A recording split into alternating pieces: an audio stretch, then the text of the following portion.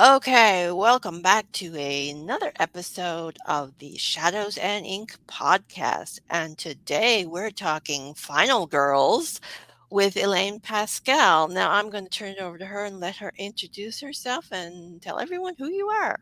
Take it away. Thank you. As said, I'm Elaine Pascale. I am a horror writer.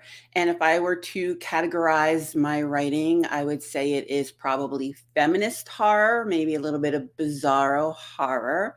I do have a few books coming out this year. So, just pop my name into a Google search and I'll come up, both my website and my Amazon page. I also am a rabid lover of horror movies. I watch them like my life depends on it, which has led to some really nice opportunities, like first coming on here. So thank you for having me. But I also regularly appear on the What a Scream podcast, where I am the literary guest. I talk about the adaptations from literary like novels and short stories into horror films. And then I also have on my YouTube channel, which is the Godmother of Horror, my top 10 countdowns for horror films. Yes, and they're very entertaining. So Oh, go thank you.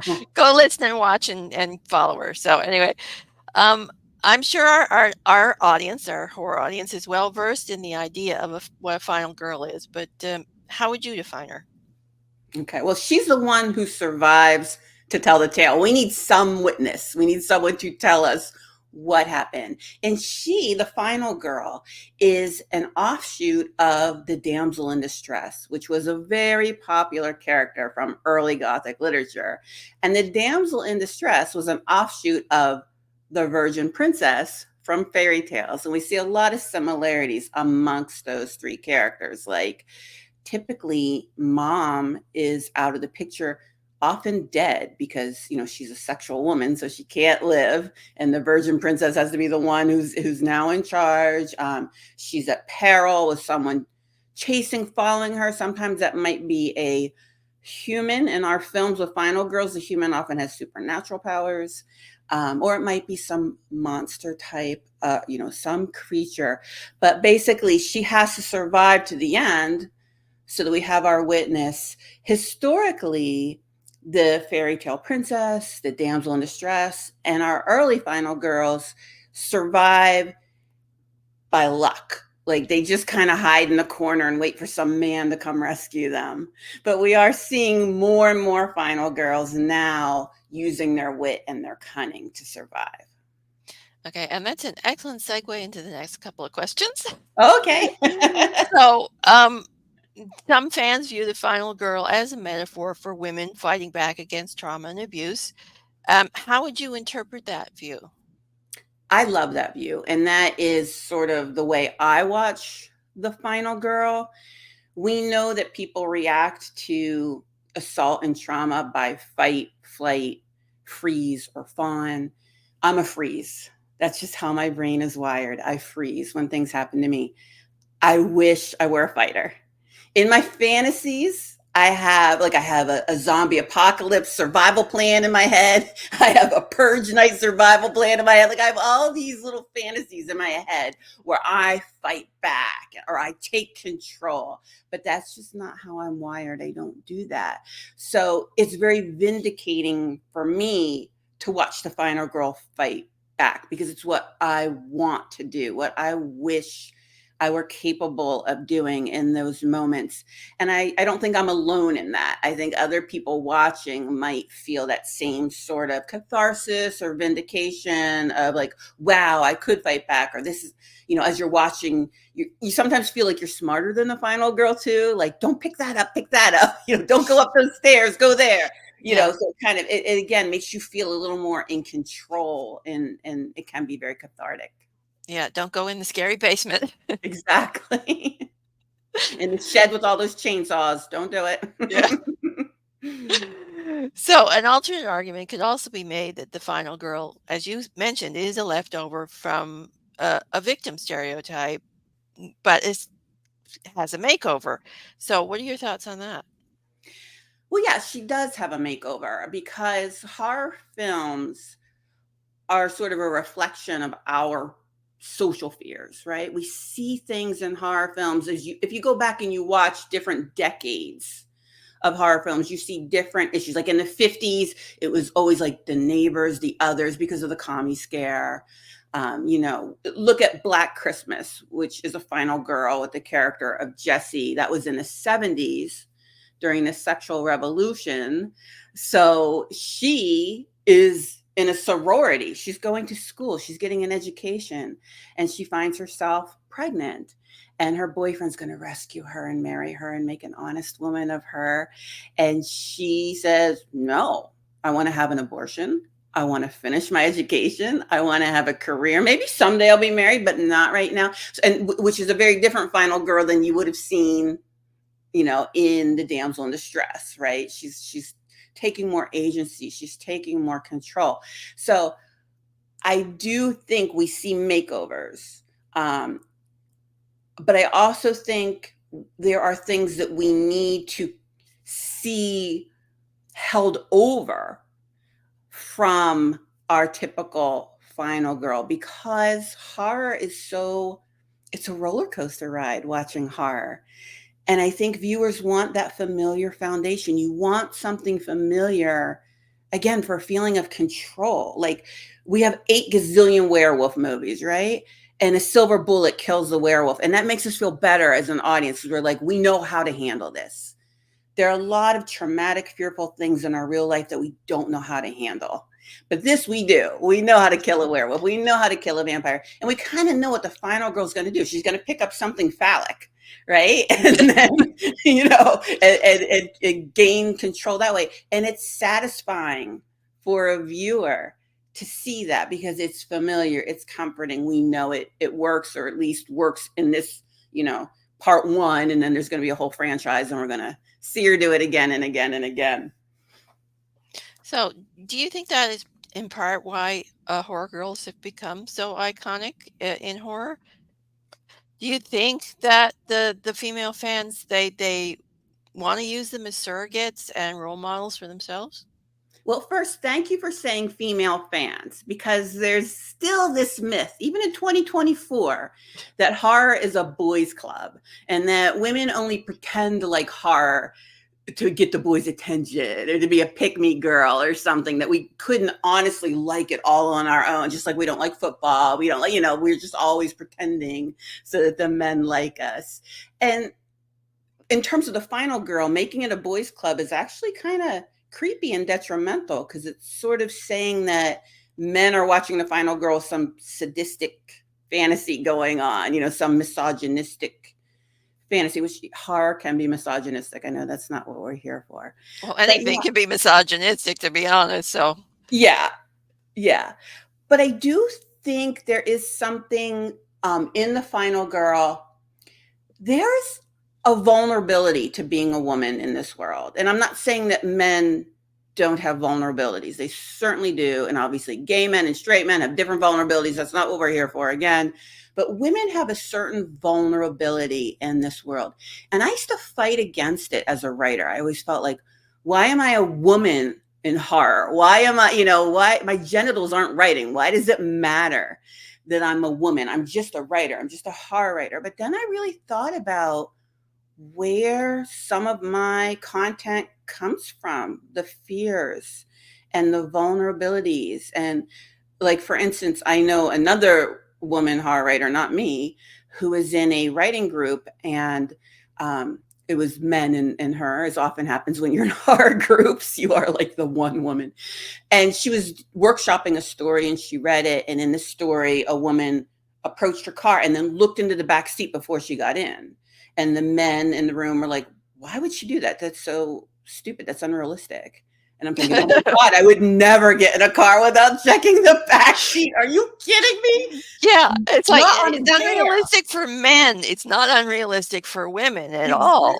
Exactly. Exactly. I would never get, if you dared me to get in my car without checking, I'd be like, no, I'm going to No. check the back seat. So Yeah. there's these vulnerabilities that we have, that I think putting the final girl and having that vulnerable character be the one at the end facing the killer, the monster, there is something really compelling about that, I think, for both male and female viewers. And certainly I do think, as I said earlier, I think female viewers do relate to, I know I do. I certainly relate to the final girl. And that's why I love movies with final girls, because I do feel empowered after watching. I do relate to her.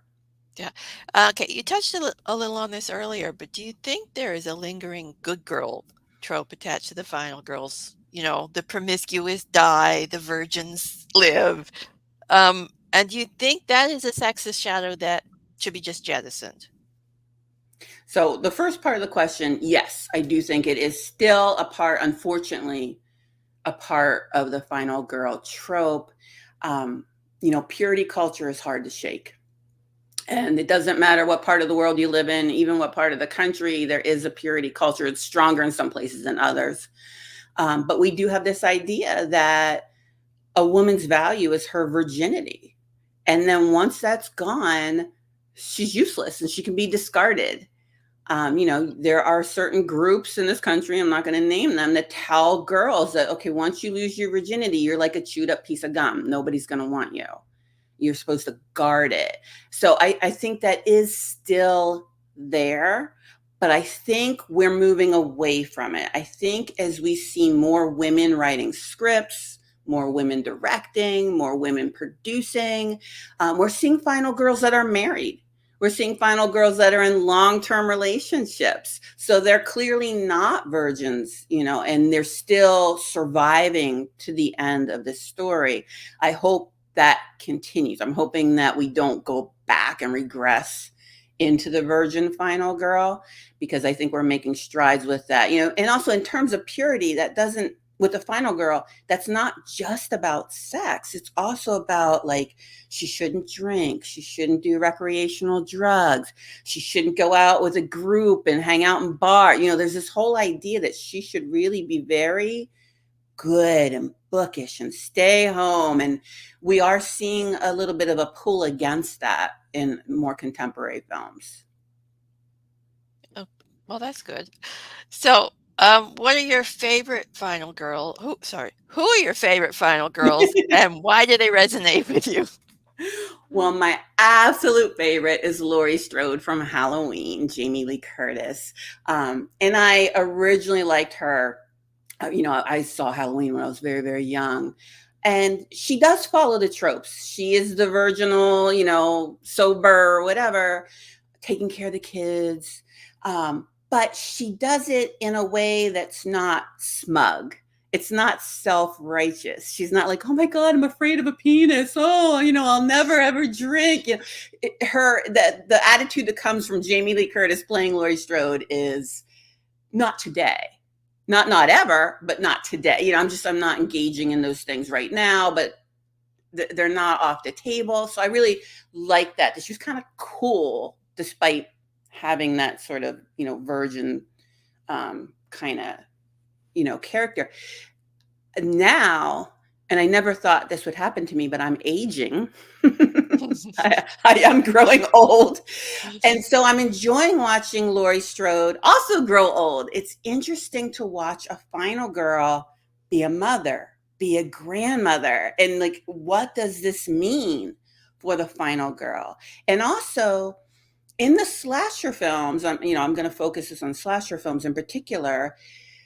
When the final girl, when we say she survives to the end, that doesn't mean the coast is clear. We're left sort of with this ambiguity of, yeah, she's safe, but for now, because the killer is often supernatural. He'll come back, he'll hunt her down again. We can't find his body, whatever it is. So it's interesting to see these franchises like Halloween, where the final girl really works through the trauma each time. And it's complex. Like, she's really using new approaches. She's thinking about it differently. It's different when you're a final girl and it's just you than when you're a final girl and you're protecting your children or your grandchildren. I really am enjoying that character. And I know we're supposedly done with that character, but I don't know how much I believe that. Maybe it's hopeful, wishful thinking on my part. Well, I believe one of the movies actually killed her off at one point. I'm trying to remember if the last. Well, okay. The problem with the So, and then Halloween. she came back anyway. I So, I know. mean, exactly. So, I mean, it, let's say reality doesn't always work the way it works in our I lives in know. those I mean, movies. there are. Forgive me. There are a lot of continuity gaps in the Halloween franchise. Yeah. Like she's Well, a daughter here, she's a son here. You know, you're kind of like, what? You know, she's a professor in this one. She's a waitress in this one. So it's like things it's don't like, always line up. yeah, But that happens in a lot of movie franchises, though. it I does. mean, you just sometimes you just got to go with it and say, well, it's just fun, right? Yeah, and you get new writers and new whatever, and it shifts. And like I said, the characters evolve based on what we're currently dealing with as a society, what's currently frightening to us as a society. So that might also be why sometimes these characters are shifting. But yeah, she would definitely be my ultimate favorite final girl. Okay, so final girls are a staple of the horror movies. So, do you see that trope as prevalent in books and in short stories? Well, as I said, the final girl started out as a damsel in distress, which was a super popular trope in early Gothic literature, like the Castle of Otranto. And many of those books were written by women, which is why I'm always taken aback when people still in 2024 come up to me and say, "You're a horror writer? You're a woman. Why horror?" You know, I can't believe that we still don't Yeah. understand that that's possible. But so we had this damsel in distress character who she was usually running around the castle being chased by like a count of whatever. And at the time, they played with that trope, just like we see in the movies now. Like, for example, Bram Stoker in Dracula made Jonathan Harker the damsel in distress, which is really cool. When you read it through that lens, it becomes a super cool story. And Mina Harker's sort of like the one who saves him. It's really cool. Um, I don't know if I have my finger on the pulse of current literatures. I try to read as much as I can. I know that, and I wrote it down because I'm so bad with names and titles. Yeah, Grady Hendrix had the Final Girls support group, and Stephen Graham Jones had My Heart is a Chainsaw, both recent novels that were really well received, very popular. So we are still seeing it a bit. Those are two male writers, but we are still seeing this sort of like, looking at the final girl and looking at it through the lens, the more contemporary pieces of fiction are looking at it through the lens of slasher films because they're written by, my generation of writers who grew up. We all went home after school and mom and dad were not home because we're Gen X. So we were able to put in those horror movies and watch them, and nobody was like, turn that off. And, so we were kind of weaned on the final girl, and these people are now rewriting it and really delving into it and thinking about what it means to be a final girl. Yeah, okay. So the idea of the final girl really took off in the 70s and the 80s in the heyday of the slasher movies. So, do you think that trope was influenced by the women's rights movement of the time? Oh, 100%. Yes. Again, as I said, a horror is about societal fears and a fear of the women's liberation and, the sexual revolution. The fear was that the home would be broken up and a nuclear family would disband. Like, what's going to happen if mom has access to birth control? What's going to happen if mom can go to school and mom can get a job and not be home all the time? What can happen if mom can file for divorce because she's no longer her husband's property? Like, this was a big fear, and you see it in those films. Again, Jamie Lee Curtis, the Laurie Strode character from the first Halloween, she survives because she's doing what she's supposed to do. She's home taking care of the kids. She's babysitting. She's doing the right thing. And we see a lot of those slasher films are either the final girl fighting for the home or the other women being killed because they're not in the home. They're in a sorority. They're on a college campus. They're on a road trip with their friends. You know, they're in space, whatever. There's somewhere else where they're not where they're supposed to be. They're not sticking to the path and doing what they're supposed to do. And poor Nancy in Nightmare on Elm Street, she stayed home in her own bed and was attacked in her dreams. So I don't know. That might have been fear of women with internal thought, like women having an internal thought or internal mind. Being able to like hide in your own brain. Oh, we can't have that. No, no, no. Yeah, must slash out all those radical thoughts, I guess. Okay, so it can also be argued that the final girl has led the female character out of the ensemble cast and into the protagonist role, such as with Ripley in the Aliens franchise and with Laurie Strode in Halloween. So, what are your thoughts on that?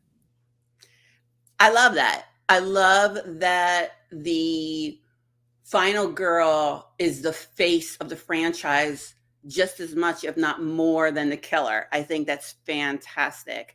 It takes good writing for that to happen. It takes the right casting of the right actress in the part, too. You know, if you had a really one dimensional, flat final girl, she's not going to be the face of a franchise. No one will relate to her, nobody will latch on to her. So they did something right with creating those characters. But you know, as someone who really loves feminist horror, I do like seeing that the posters for those films, the trailers for those films really focus on the final girl. It's not the same as being a superhero in a Marvel franchise, but it's something. It's a step in the right direction. Yeah, yeah. Well, the female superheroes in the Marvel franchise have been getting a lot of flack, which we won't get into in this podcast. No. Maybe a future one. Okay, so also in recent years, some movies, especially the Scream series, have subverted the traditional trope rules. And do you think the trope actually needs rules, or should it just be allowed to evolve naturally? Both. If I can answer that with both, I'm answering that with both. I think we need the trope. I think we need the rules. And I am a stickler. I'm really persnickety when it comes to like mythology. Like my vampires have to follow the mythology. They can't walk around in the sun, not drink blood, age and die. I mean, that's not a vampire. What is that? That's just some dude, right? And the final girl's been around long enough to have a mythology. If we don't have that, how do we recognize her? How is she a final girl? But as I said, as more women are writing, directing, producing, we're seeing shifts. Yeah, she's not always a virgin anymore. That's not always important. But she often still has a unisex name like Ripley or Sydney or Jessie. She often is still wearing unisex clothing like a button down shirt or a white tank top. You know, she's still often picking up a phallic instrument. We're still seeing some of these tropes being held over, but it gives us a way of identifying what she is. How would we know she's a final girl if we completely dissolved all of that? We need something to latch on to. So, how do you think the final girl has evolved from its origins to today? Do you think it's headed in the right direction, and where would you like to see it go in the future?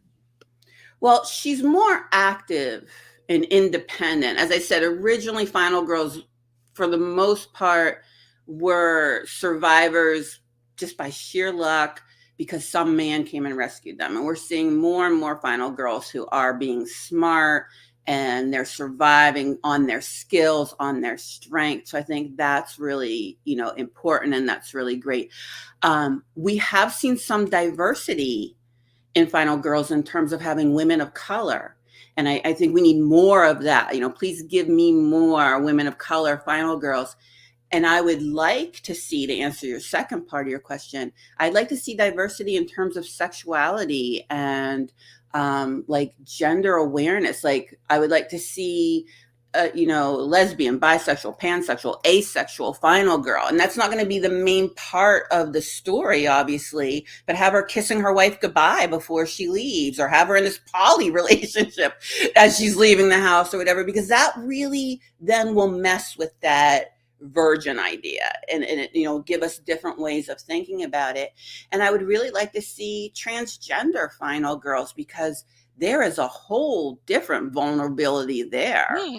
that really could be very interesting. Yeah, good. So, have you ever played with final girls in your own work? I have published a few short stories where there's a character I would say is kind of a final girl, but she's mostly fighting monsters and not killers. But in the Ladies of Horror, which you and I are both a part of, I have done some slasher Ladies of Horror. And if people are unaware of the Ladies of Horror, it's where we receive photos. We have a photo challenge, and we're to write a flash piece, either a very short story or a short poem, in response to the photo. And if you're unaware of Ladies of Horror, why? What are you doing with your time? You could be listening to these on the toilet, reading them on the toilet, while you're waiting for a bus. They're so quick. Go to ladiesofhorror.com to read them, or go to my YouTube, The Godmother of Horror is my channel, and you can hear them being read to you. But yeah, that is so. I have played with the slasher idea of a final girl within those, but in a very abbreviated way. So I'm thinking now I really need to give some of those male writers a run for their money and write a final girl, write a real final girl book. Mm, definitely. I think I definitely read that if you did. So, what would your ultimate final girl movie scenario be? Okay, so I live in Florida now, and I spend a lot of time on the water, on a paddle boat. I'm snorkeling. Um, I'm in the mangroves, which are really creepy places to be. So I would like to see a local final girl. I know we had the movie Crawl, which was supposed to take place like right where I live during a Category 5 hurricane, which I did survive a Category 5 hurricane here. So that resonated a bit. But I don't want to see the final girl fighting a shark or an alligator. I want to see her with a killer, but on the water, fighting on boats, fighting on jet skis. Like I want a water Mm. scenario. Yeah, that would be interesting because you could have, especially if you had it in Florida, you could have like a Everglades Yeah. chase scene with boats. And Right. because, yeah, because I mean, that there's a lot of, I mean, I've never been to Florida, but I've seen movies and such and whatnot. And you could have a lot of creepy things going in and out and shit. You can do a lot of stuff with that. Yeah. Yeah. I mean, there's a lot of ways to die in Florida. So there could be a lot of, when you get real creative with that scenario. So yeah, I would like to see that. Okay. So, and one last question. What Sure. is your all-time favorite horror movie? Oh, I hate this question.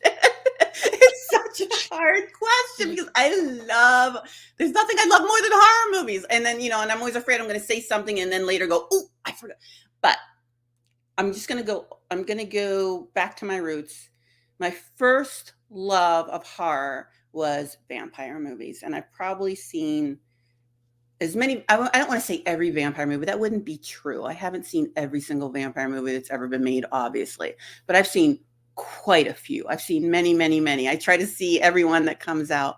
So I'm going to say my favorite horror film is 30 Days of Night, because I have seen that one dozens and dozens, and like that's a yearly watch for me, or maybe even twice to three times a year watch for me, and it thrills me every single time. Even though I know it's going to happen, I know it by heart. I'm still like watching it like that and shrieking and yelling at the TV. And so because of it has that longevity for me, it just never gets old. I'll say that's my favorite. What's your Okay. favorite? Do you have a favorite? Now, to be honest, I know I write horror, but I don't actually watch a lot of it because I am a big chicken. Yes, Okay. that is true. I do watch some creepy ghosty type movies, and I do like things like The Others. Oh, that's a good one. Yeah. Yeah, and I really did like Crimson Peak. Oh, yeah. That's a good movie. Yeah. Yeah, but yeah, Absolutely. I actually watch a lot more sci-fi stuff and Hmm. action. I watch a lot of action movies. Now, if you asked me what my favorite action movie was, I'd have a really hard time telling you about that. Okay, so you know how I feel about the horror movie. Yeah, Yeah. All right. exactly. Okay, so that's it for the interview, and I'd like to thank you for being a guest. It was a pleasure chatting with you. Thank you so much for having me. This was fun. Okay, and that's it for this episode, and bye for now.